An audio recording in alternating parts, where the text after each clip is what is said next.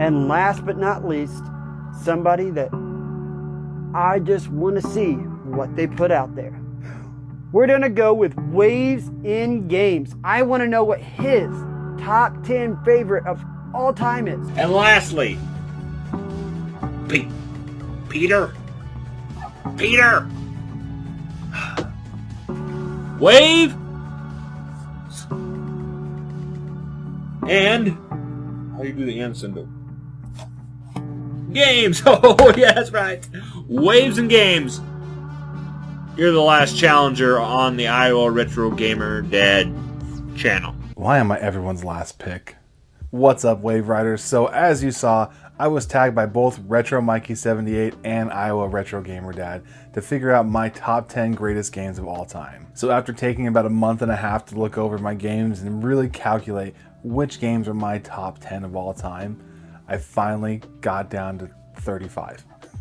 But we can only pick 10, so here they are. I decided to go with chronological order, so that way I didn't have to pick out which one I really thought was the best out of them all. First up, 1984's Tetris. Everyone has played Tetris. Even grandmas were playing Tetris. And I'm not talking grandmas in 2022, because those grandmas in 84 were there in like mid to late 20s. And of course they were playing Tetris because it was awesome. But seriously, even in 1984, my mom's grandma was playing Tetris. That's how iconic Tetris is. And if it's not on your list of top 10, what are you even playing? Next up, we're jumping to the year 1988 with Super Mario Bros. 3. Super Mario Bros. 3 really dialed in the platforming for me, but also gave you the ability to fly, which gave you the option to really explore these levels, which means the level design was like twice as intense as any other platformer they've worked on so far.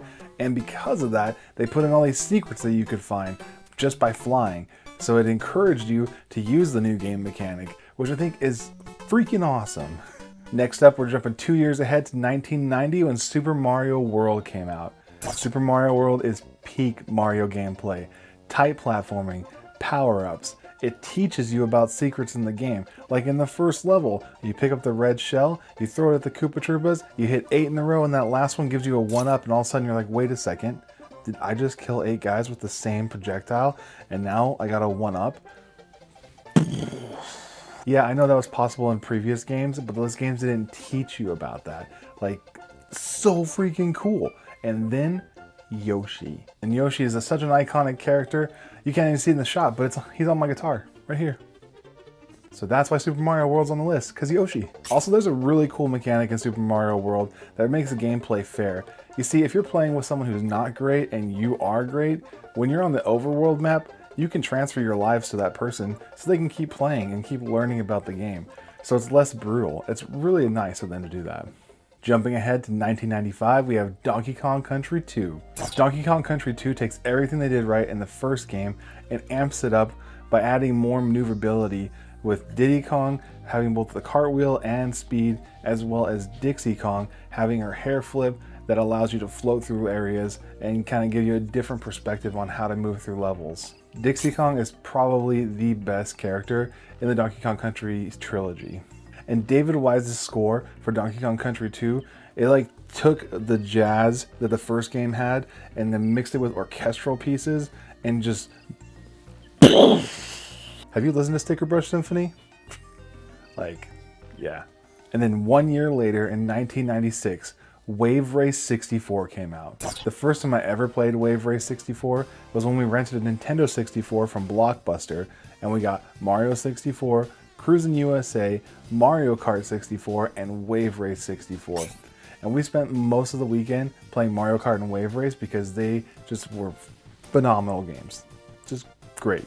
The water physics in Wave Race 64 still look great today. Like the animations, the way that it feels when you're racing, it's a fantastic game. Plus, have you listened to the music? Like, if you haven't, I'll put a link in the description for the playlist. I'm going to be putting in links to a bunch of playlists because a lot of these games have really good soundtracks. Plus, the music for Wave Race 64 was just geared to keep you excited to play.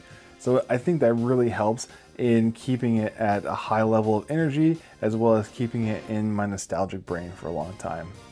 So obviously 1996 was an iconic year for gaming because the Nintendo 64 came out. But did you know that 2 years later a new icon would drop? Pokemon Red, Blue, and Yellow all came out in 1998. Did you know that Pokemon Red, Blue, and Yellow came out after the Nintendo 64 came out? If you didn't know that, let me know in the comments below. Now I'm lumping these together as one game because really to get the full effect, you need to have all three and be able to trade with your friends. But Pokemon for me was the game that I played when I stayed home sick from school. I borrowed my friend's Game Boy and Pokemon Red and laid in bed and wasted those AA batteries. Not only did Pokemon help me get through my sick days when I was in school, but it became a lifelong love for me. I mean, look at this shelf. Who has that many little figures? Why do I have them? They're amazing. I love them. Moving on to 2003, we have Tony Hawk's Underground. And the reason that I'm choosing Tony Hawk's Underground to represent basically the whole series is because I believe that Underground was the peak of the Tony Hawk series. It was the first time it was a story-driven game, but also still had the feel of a regular Tony Hawk game. I also think that in Tony Hawk Underground, they did a fantastic job of taking iconic pieces of architecture and implementing them into the cities you were skating in. So when you're skating in San Diego and Balboa Park, what they did with the architecture just makes it really feel like you're in that city, and yet there's still like quarter pipes built into the side of buildings. I think this really, Tony Hawk Underground is the best Tony Hawk game there is. Moving on to 2004, we have Burnout III. Burnout 3 Takedown is seriously the best racing game. I mean, the idea behind Burnout is that you can wreck against other cars, and so your driving doesn't have to be as accurate, so it's a fun arcade racer. Also, it's the first game my wife and I played together while we were dating, so it's going to be on my list forever now. Burnout 3 has one of the best licensed music soundtracks in a video game. Hands down. Go listen to it. Link in the description. Moving on to 2008, we have Mirror's Edge. Now, Mirror's Edge was an experimental first-person parkour game. They weren't really sure if it was going to do well or not. I love the flow of the gameplay in Mirror's Edge. Really, you could almost use an NES controller to play it because you only need the jump and the slide button and the D-pad to play the game. But that's what makes it so amazing, is how simple it is and how engaging that becomes as you go through.